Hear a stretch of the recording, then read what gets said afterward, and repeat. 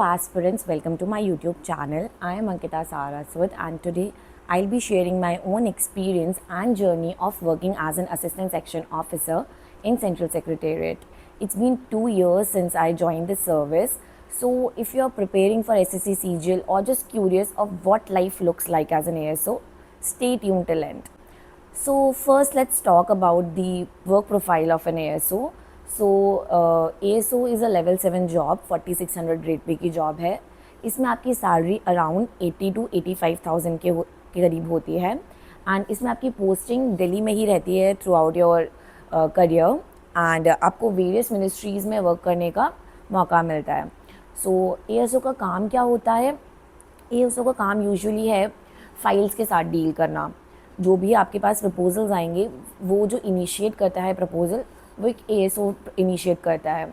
सो आपका files handle करना, noting drafting करना, RTI के रिप्लाइज, पार्लियामेंट क्वेश्चंस के रिप्लाइज बनाना एंड जो भी पॉलिसी रिलेटेड मैटर्स हैं जैसे कि कोई प्रोजेक्ट आ रहा है या कोई स्कीम लॉन्च होने वाली है तो उसका जो बेसिक स्ट्रक्चर है वो ASO हेल्प करता है बनाने में. एंड आपका जो नोटिंग बनती है, जो नोटिंग ASO बनाता है वो आपके जो ऊपर हायर ऑफिशियल्स हैं उनको, हायर ऑफिसर्स हैं उनको हेल्प करता है डिसीजन मेकिंग में. So here an ASO plays an important role. जो आप इनिशिएट करेंगे, जैसे आप प्रपोजल दिखाएंगे उसी हिसाब से आपके सीनियर्स का मतलब डिसीजन होगा एंड आपको ऑब्वियसली रूल्स कोड करना, रूल्स को ढूंढना एंड उसके अकॉर्डिंग काम करना, ऐसा ASO का जो रोल है वो ये है. एंड कभी कभार I'll be very honest, this works becomes very monotonous and it is a desk job as you guys know. So कभी कभार बहुत बोरिंग हो जाता है बट एट टाइम्स ये मुझे कभी कभार बहुत इंटरेस्टिंग भी लगता है. जैसे कि बजट एलोकेशन, कोई स्कीम चल रही है तो बजट का एलोकेशन कैसे होता है, GFR रूल्स क्या हैं, कैसे गवर्नमेंट फंक्शन करती है, what are assurances, parliament related matters. ये सब चीज़ें कभी कभार बहुत एक्साइटिंग लगते हैं. जब आप स्टार्टिंग में काम करते हैं तो आपको पता चलता है कि गवर्नमेंट कैसे फंक्शन कर रही है बेसिकली. सो कभी कभार आपको ये जॉब बोरिंग लगेगी, कभी कभार आपको जॉब इंटरेस्टिंग लगेगी. सो ये है आपका वर्क प्रोफाइल ASO का. So now let's talk about the promotional aspect of this job.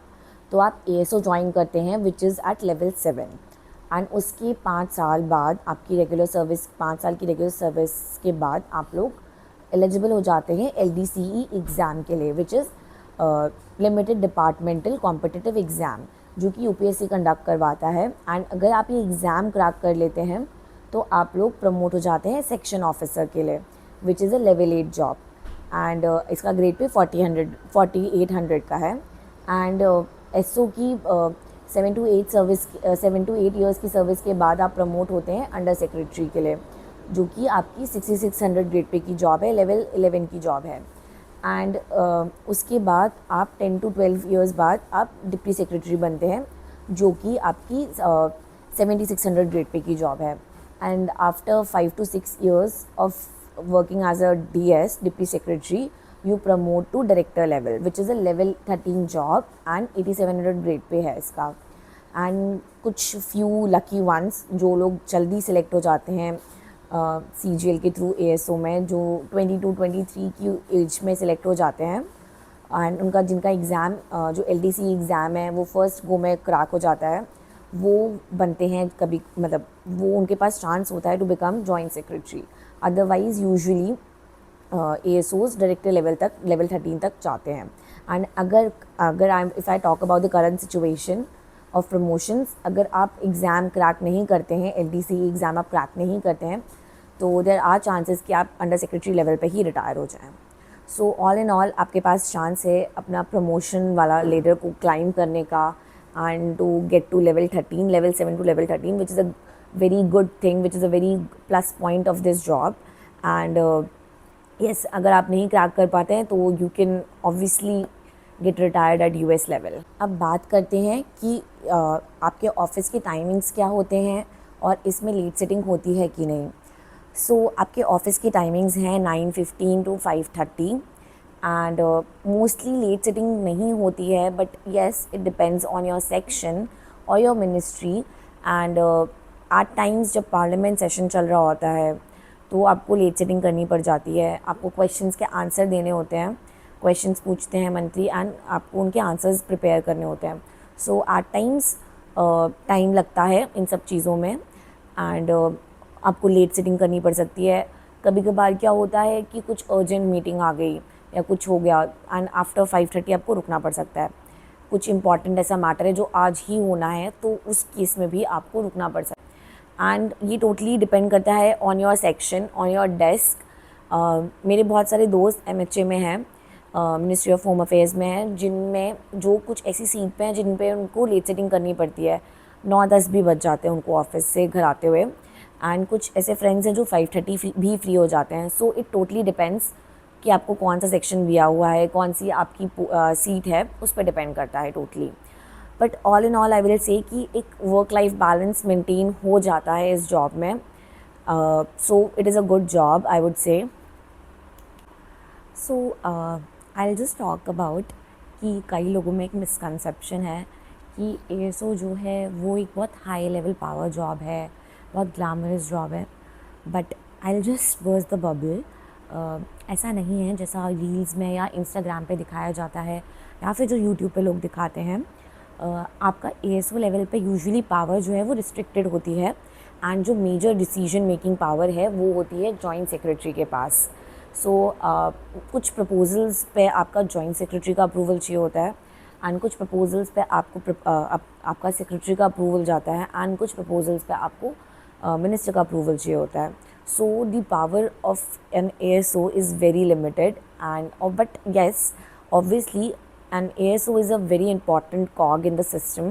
आपका एक डीलिंग हैंड है, आपके थ्रू ही एक फाइल इनिशिएट हो रही है. So it is a very important, it plays an important role. And obviously आप कैसे फैक्ट रिप्रेजेंट कर रहे हैं, आप पूरे रूल्स एंड उसको कोट करते हैं कोई भी प्रपोजल चलाने से पहले. So it plays an important role. But अब जैसे वो जितना ग्लैमरस वो दिखता है on Instagram और on YouTube उतना ग्लैमरस नहीं है. So I just burst that bubble for you guys. So yes, इस बारे में मुझे बात करनी थी कि इतना ग्लैमरस जॉब नहीं है. लोगों के बीच में एक और मिसकंसेप्शन होता है कि गवर्नमेंट जॉब में काम नहीं है. But I will tell you कि ऐसा कुछ भी नहीं है. फ़िलहाल हर जगह काम है एंड CSS में मोस्टली आई विल से कि काम है. पार्लियामेंट क्वेश्चन के टाइम पर आपका लेट सिटिंग भी होती है बट मोस्टली नहीं होती है. बट येस, आपका पार्लियामेंट के टाइम पे आपकी लेट सेटिंग हो सकती है एंड कभी कभार कुछ इंपॉर्टेंट आ जाए तभी आपकी लेट सेटिंग हो जाती है. एंड कुछ प्रपोजल्स ऐसे होते हैं जो आपको प्रॉम्प्टली जिस पे आपको काम करना होता है. सो टाइम बाउंड मैनर में आपको काम करना है. कभी मतलब पार्लियामेंट के बहुत सेंसिटिव मैटर्स होते हैं, उस पर आपको तुरंत रिप्लाई देना होता है. सो ऐसा नहीं है कि कुछ काम नहीं है या रिस्पॉन्सिबिलिटी वाली जॉब नहीं है या आराम की जॉब है, ऐसा नहीं है. काम होता है एंड अच्छा खासा काम होता है. एंड अगर मैं अपने पर्सनल एक्सपीरियंस की बात करूँ तो मुझे अपनी जॉब में बेस्ट पार्ट लगता है कि I get the opportunity to travel a lot and I just love travelling. And जैसे कि मैंने 23 में ज्वाइन किया था तो for Bharat Darshan we went to Kerala for a week and for village attachment we went to Haridwar and there we got a chance to interact with people, the native people, and obviously I like this thing. So and after that in February 2024 I went to Indian Energy Week event which was held in Goa. So I get a lot of chances to travel. So that is the best part. That is the best part of my job, I would say. But yes, obviously it depends on the section and on ministry. Luckily I got the that particular section जिसमें chances होते हैं tours के.